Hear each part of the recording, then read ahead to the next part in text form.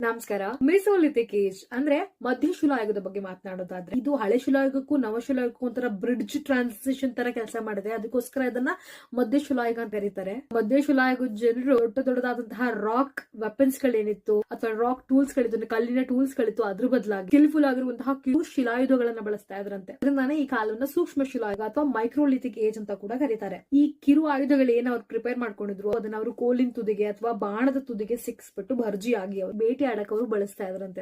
ಸ್ವಲ್ಪ ಅಪ್ಗ್ರೇಡೆಡ್ ಕಾಡು ಧಾನ್ಯಗಳೇನಿತ್ತು, wild grains ಗಳನ್ನ ಅವರು ಸಂಗ್ರಹಿಸ್ತಾ ಇದ್ರಂತೆ ಆಹಾರಕ್ಕೋಸ್ಕರ. ಈ ಕಾಲದಲ್ಲಿ ಅದೇ ಸಂಕಟ ಇತ್ತು, ಬೇಟೆಗಳು ಎಲ್ಲಾ ಟೈಮ್ ನಲ್ಲೂ ಸಿಗ್ತಾ ಇರ್ಲಿಲ್ಲ.